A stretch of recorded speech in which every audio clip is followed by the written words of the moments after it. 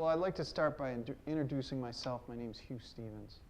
I am an environmental attorney. I've been practicing environmental litigation for approximately 18 years, since February 1996. I started practicing in the area of Energy Employee Occupational Illness Compensation Program Act in 2009, 2010. So I've been doing that 4 or 5 years, and we've begun to handle quite a few of these claims. It's a nice area to practice. All the folks who I represent deserve the compensation that they're receiving. It's not much. It's a little something. It doesn't completely compensate them, but the program is a good program. The government exposed individuals to radiation and other hazardous substances in the Manhattan Project and in the Cold War after the bombs were dropped at Hiroshima and Nagasaki. That's okay.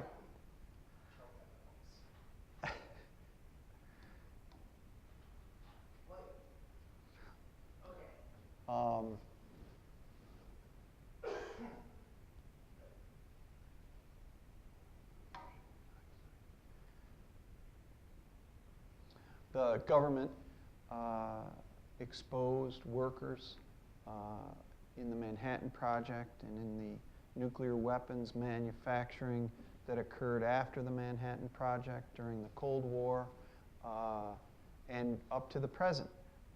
There are places even today where workers are being exposed to radiation and other hazardous substances that are associated with the manufacture of nuclear weapons. The Energy Employees Occupational Illness Compensation Program Act became effective in the year 2000, and since then has paid approximately $10 billion in claims to workers at more than 300 sites around the country.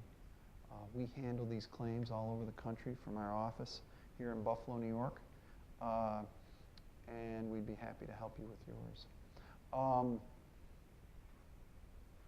As I said, the program was established because workers were exposed to radiation and other hazardous substances at Department of Energy facilities, as well as atomic weapons employer facilities. Generally, Department of Energy facilities are facilities where the Department of Energy had a proprietary interest in the facility or was otherwise responsible for compensation, for cleanup at, or remediation at one of the facilities. The reason for the program, I believe there were a number of class action lawsuits that attempted to sue the contractors and the Department of Energy for injuries caused to employees. Those class action lawsuits were unsuccessful. That's my understanding, and after those class action lawsuits were dismissed, the legislature passed this the Energy Employees Occupational Illness Compensation Program Act, the EEOICPA. Benefits under the EEOICPA come in a couple different forms. There's Part B of the EEOICPA, which provides $150,000 in lump sum compensation, plus medical benefits associated with the illness or condition caused by occupational exposure. Part E is a separate part. It's only available at Department of Energy facilities. It provides compensation, lump sum compensation up to $250,000, and similar to Part B, provides medical benefits, extraordinary medical benefits associated with the accepted condition or illness.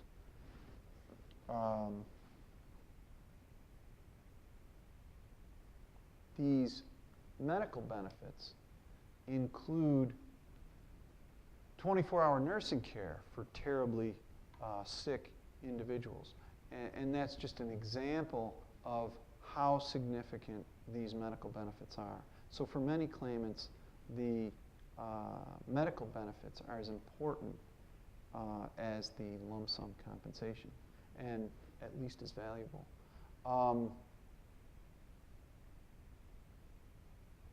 There are very few specific illnesses and conditions that are covered under Part B.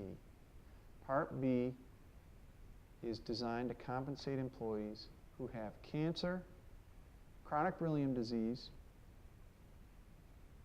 a subset of that is beryllium sensitivity, and silicosis. Now, silicosis is only at a few very specific facilities, including the Nevada test site.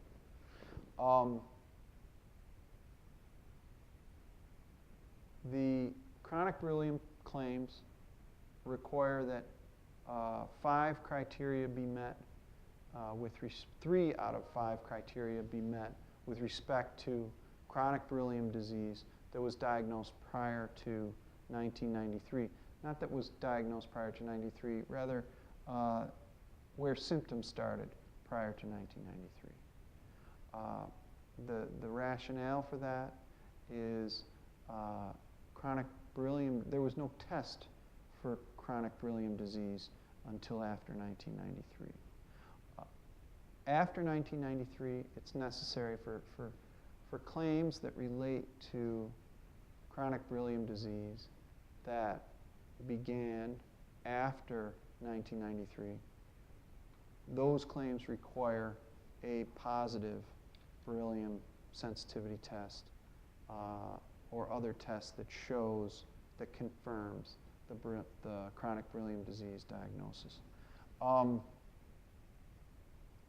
Silicosis, again, is just at the Nevada test site. Back to beryllium disease. Beryllium disease really is a type of allergy to beryllium. And so a worker who is exposed for only 15 minutes to beryllium can make a claim for beryllium disease, because beryllium disease takes 20 to 30 years to present itself, and so a worker can work for a very short time and then suffer the consequences of the beryllium exposure much later in life. And it's not necessarily connected to the extent of the exposure, because the extent of the sensitivity is also relevant to the clinical presentation. That leads to the cancer claims. Cancer claims under Part B are the main claims. Most claims under Part B are cancer claims. The question relative to whether cancer was caused by radiation at one of the facilities is determined by a health physicist, someone who works for NIOSH, their contractor, the Oak Ridge Associated Universities, and prepares what's called a dose reconstruction. A dose reconstruction is basically an estimate of the amount of radiation to which a worker was exposed. Once the estimate of the amount of radiation to which the worker was exposed is prepared, that estimate is plugged into a statistical model, and the result is a calculation of what's described as probability of causation. If the probability of causation is 50% or greater, then the claim is paid. Under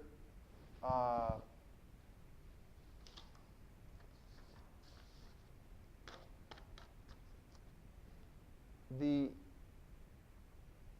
estimate of dose and the specific cancer, the age of the worker at diagnosis, and certain other variables are entered into the what's called the IREP model, the Interactive Radio Epidemiological Program. That's the statistical model that determines probability of causation. That's a lot of complicated science. Some might even challenge the idea that it's a science, but one thing we can say about it is that the statistical model arises out of the experience at Hiroshima and Nagasaki after the detonation of nuclear weapons in those cities and the health effects that followed those detonations. So prostate cancer, skin cancer, lung cancer, colon cancer, they all increased after the bombs were dropped. But lung cancer, colon cancer, those cancers increase in a significant way. They went from quite rare to relatively significant,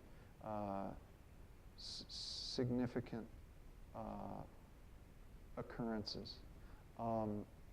Prostate cancer, skin cancer, these cancers are relatively prevalent in the community, even in the absence of radiation, but they did go up.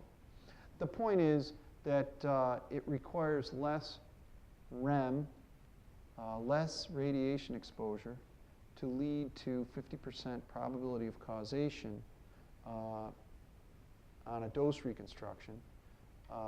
So for lung cancer, it's not hard to get to 50%.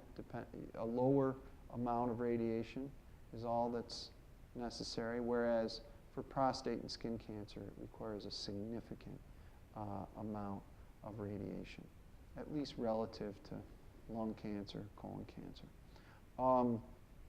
An important issue in the dose reconstruction is the difference between primary and secondary cancers. Primary cancer is cancer that originated at the site of the cancer. So you could have primary prostate cancer. The cancer started in the prostate, and then to the extent that it later spreads, that's called metastasis. And so you can have prostate cancer that spreads to the bone, for example. Prostate cancer that is spread to the bone is in effect prostate cancer in the bone. It's not primary bone cancer. So the bone cancer, the secondary bone cancer, is really a result of the prostate cancer. So the question when we're deciding whether cancer was caused by radiation exposure, the real issue is whether the prostate cancer was caused by radiation exposure. We know that the metastatic bone cancer was caused by the prostate cancer, but the question becomes whether the prostate cancer was caused by radiation. Primary bone cancer, on the other hand, would lead in the dose reconstruction process to an estimate of dose, a probability of causation. Well, the estimate of dose would be used, and then a probability of causation would be calculated both for the primary prostate cancer and for the primary bone cancer, if there were two primaries. This becomes important as cancers get added to a dose reconstruction. It's not unusual for us to add skin cancers, especially, to a dose reconstruction. Someone might have 4 or 5 skin cancers, then 2 years go by and they have 4 or 5 more skin cancers. And skin cancers, basal cell, squamous cell skin cancers, tend to be primary cancers, and they lead to an additional calculation of probability of causation. So it's important to report all the new cancer diagnoses, and that includes skin cancer.